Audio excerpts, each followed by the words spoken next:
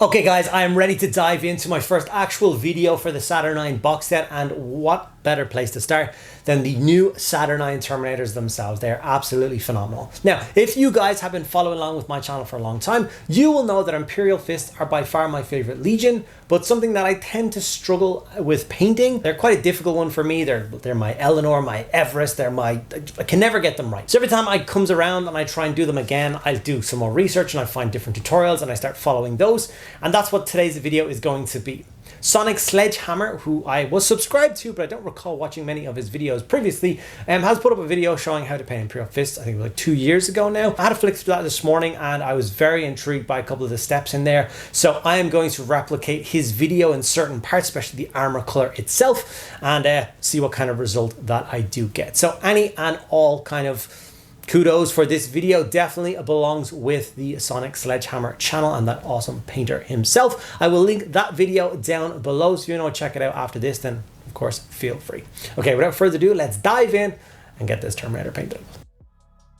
Okay, so this is the Saturnine Terminator that we're going to be painting in today's video. The model was sprayed black and then as its kind of primer, and then we gave it a spray of Wraithbone to give it that kind of warmth, which we're going to use for underneath the yellow. Normally I do like a light gray, which can tend to wash out the yellow, which is another thing that I learned from the Sonic Sledgehammer video. He did a very good job on that video once again, so big kudos for him for that. And thank him for hopefully helping me solve my Imperial Fist problem for the Horus Heresy.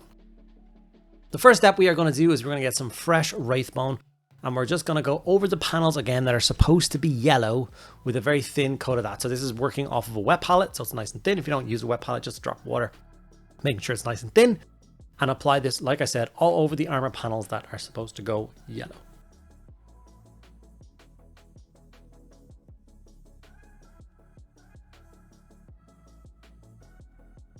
From this step, we are going to move on to the magic that is contrast, something that I've always loved dearly, and that is Imperial Fist yellow contrast, which came with wave 2 of contrast. It is an unbelievable yellow color, especially for what we're going to use it for here today.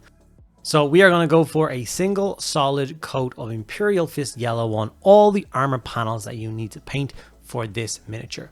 It gets a little bit trickier around kind of underneath the shoulder pads there, the giant shoulder pauldrons. You could have sub-assembled those parts very, very easily, left those shoulder pads off. They were like the front, middle and back of each shoulder pad would be together, and then they would be off the miniature and you could paint them up and stuff like that. So in hindsight, maybe I should have done that, but I'm not usually one for sub-assembly. But maybe that's something you guys can think of in the future. Like I said, Imperial Fist yellow was used for all the armor panels. Like, you're going to control it with a brush. You're going to take your time. We're not trying to slop it on. Don't want it to pool anywhere, big blobs, any like crevices kind of cram with too much contrast. A nice solid coat is all you're looking for, which will give you a result that looks something like this, which is a lemon. It's a very bright golden yellow, which is a little bit too bright for kind of most Imperial Fist models. So yeah, it's kind of where I've been going wrong previously was just kind of this. And he has this fantastic shade recipe, which he got from, or he talks about it being from the Forge World painting studio. They must have done an article in White Dwarf or on Warhammer Community one of these days. I've never heard of it used before. It's incredible, and I will get to that in a minute. A light dry brush of Wraithbone all across the armor panels as well, like very light, just trying to catch these sharp edges. And this acts as kind of like an underneath edge highlight. It will make everything pop, but obviously that'll darken down a little bit when we do the shade in a moment. We're just going to jump on and through some more base coats on the miniature. We're going to focus on the yellow mostly for this video, but I will show you all the different steps for everything else that I do. This is something where I think I don't like what he does here, which is he uses Baal red for the center icon. I don't like the tone Baal red comes with it. He doesn't really show us how to highlight it later on either. So I think if I move forward, I'm going to go back to my traditional way, which is Blood Angels red, and then work that up through the traditional Mephiston red and stuff like that.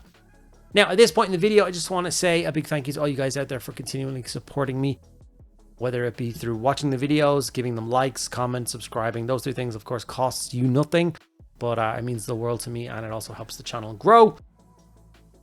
And yeah, it's just super important. So please do think about doing that. If you like the channel a lot and you want to help support it even further, there's a couple of ways you can do it, namely a Patreon campaign and a YouTube channel memberships. They're both linked down below. And you get access to some benefits for that, i.e. access to a private Discord, where you can talk to me on a daily basis about your hobby, ask questions, get involved in all the activities we do over there. And you get an extra video every single week just for you guys. So those are just some of the awesome reasons to think about joining the Patreon. Also, if you are wanting to purchase any of these awesome kits and you're in the United Kingdom or in Europe, I do have some links down below. If you're inside of Ireland, we will put the Underworld Gaming link down below. That's an awesome store centered here in Dublin for ordering your bits and pieces. You get a nice discount from the Games Workshop prices. If you're in the UK, we have an Element Games link, which is exactly the same thing. You'll get a nice discount to the Games Workshop pricing, considering Games Workshop pricing keeps going up. Finding a place to get your hobby a little bit cheaper is of course always a good thing. And if you're outside of the United Kingdom but still inside of Europe, we have a link for My Hobby Place. If you order from any of those bits and pieces, you will of course get your hobby a little bit cheaper, but the channel itself will get a nice little kickback as well. So, alright, that's the end of my spiel. Hopefully it wasn't too painful for you guys to listen through. We will now get back to this beautiful Saturnine Terminator and continue the painting process. So as you will have known, with the yellow and the dry brush done with the bone, we have, like I said, just been throwing on base coats. The red on his chest, and now we're working through with the black on the gun, around the shoulder panels, any other cabling and stuff like that you can find around the model you think needs to be black, you can then do that. On a normal infantry miniature, which I will show you later in the week, we'll have like pouches and all those kind of, they have the under armor bits. And there's quite a lot more black on those than there is on this guy. Lead Belcher was then used for pretty much the rest of the base coating that exists on this miniature. So obviously you've got the different kind of exoskeleton strut things going up around the legs, all the armor trim that goes around the legs. In between any of the kind of suit legs, there's these big servo joints. Make sure you do those in silver. Lots of the weaponry is done in silver. I decided to actually do the palm of the hand and the fingers in silver. You could have done them yellow if you so wished. I decided to do them in silver. A lot of the gun. Huge big piping that goes up between the shoulder blade. There's a whole bunch of different bits and pieces. Just do take your time and make sure you do get them all. This is by far the most tedious part of painting this miniature, is blocking in all of this silver step. If you were doing any kind of infantry and it had any gold trim, and now would be the time to apply that. When you're finished with the silver, you would throw Retributor Armor Gold on, I don't know, marksman's honors and badges and all those kind of bits and pieces that you think it might need. This guy doesn't have any of that, so there's actually no gold on him. Now, with that, we have all of the base coats on this miniature. He looks fairly drab, fairly flat. Like the yellow is bright and it's unstreaked, but it is not very exciting. And that's where this marine juice, which is what he calls it, is. It is equal parts Lamian Medium, Reikland Flesh Shade, and Quick Shade from Army Painter. He talks about it used to be Null and Oil instead of Quick Shade, but since Games Workshop changed the recipe for Null and Oil to the weaker one, that the dark tone is the one that substitutes that a little bit better. So what I did is I got an empty pot that I had left over from, I think, the Too Thin Coats Kickstarter. I got my nice little ruler out, and I just marked 1, 2, and 3 across the bottle. That will of course give me 3 heights. So I'll know to pour into this bottle up until each mark. So I'll have equal parts from all 3 substances, if you will. Once I had those all in the pot, I gave it a nice little shake, making sure to put the lid on very firmly first. I shake the bejesus out of this to make sure that it is fully mixed together. And when that is done, just so I have a terrible memory, and I mean a terrible memory, I grab my Sharpie again and I write marine juice across the side of the bottle. So I will not forget what is in this mysterious bottle on my paint table in 6 months' time. And I have absolutely no idea what it is or what it's for. Marine juice should hopefully keep me in the loop and keep me informed as to what this is. Okay, with it ready, I then decided to start applying it to the model. Now, I don't think I did a particularly amazing job applying this time. It looks great and I was really happy with it, but I do believe the more I use it, the better I will get at controlling it. It is a different consistency to shades, it's a different consistency to contrast. It has its own little nuances, and there's definitely some panels which I let a little bit too much dry on, so it darkened down just a little bit more than I would have liked. But I can absolutely see the power of this shade and what it's going to do for my Imperial Fist army moving forward.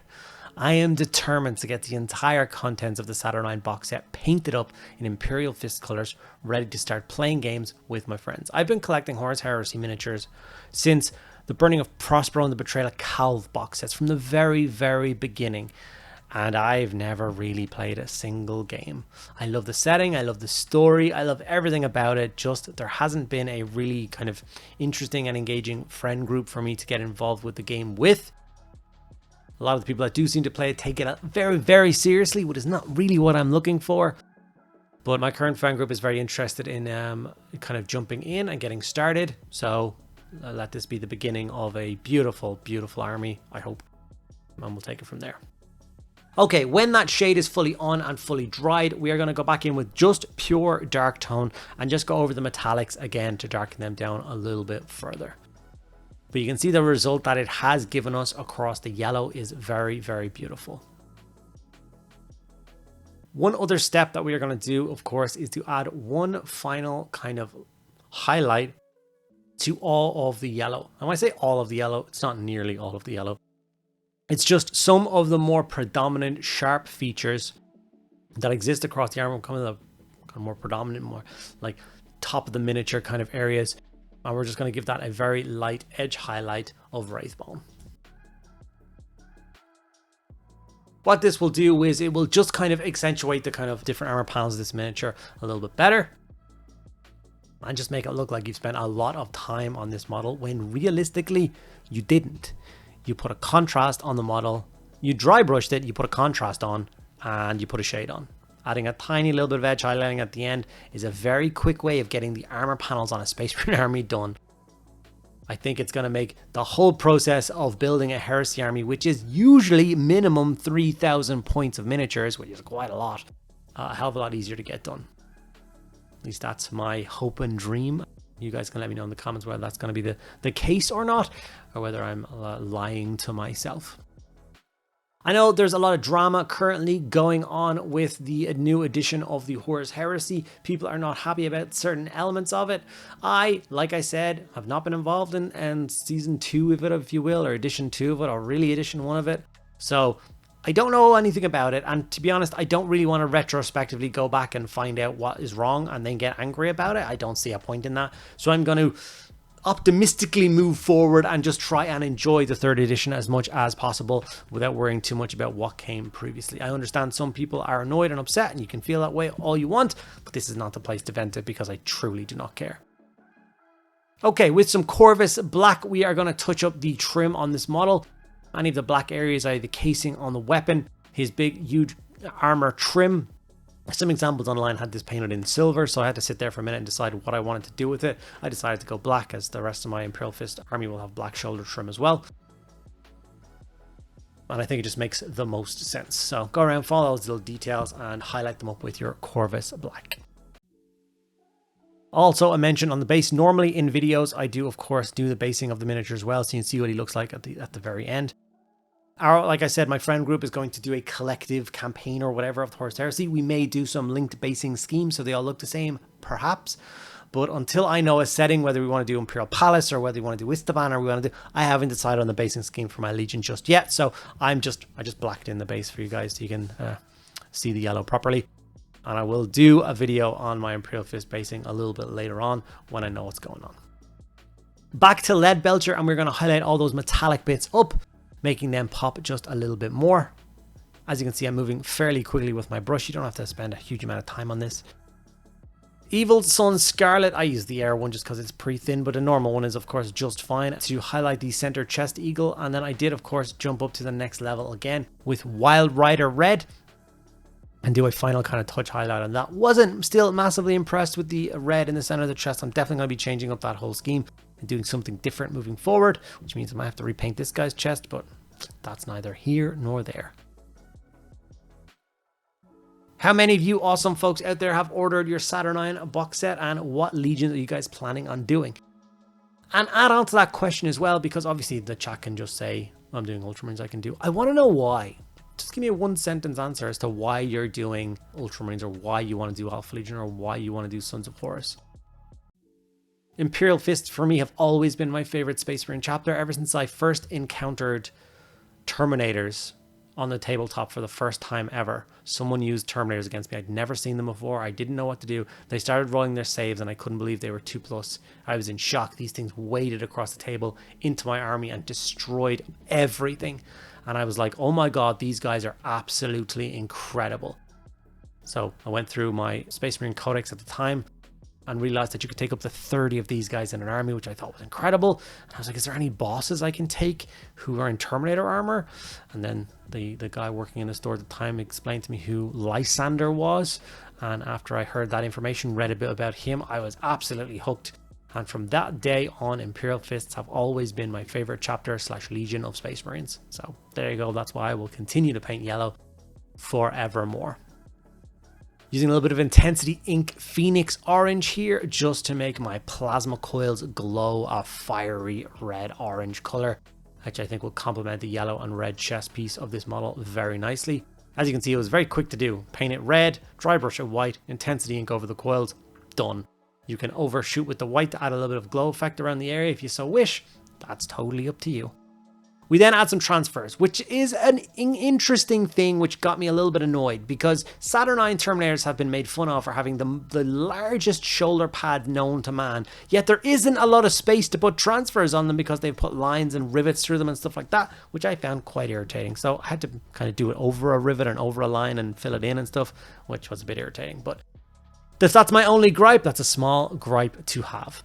Here is my finished Imperial Fist Saturnine Terminator ready to teleport into the middle of the battlefield, unleash hell with that giant plasma bombard, and crush skulls with that awesome Power Fist.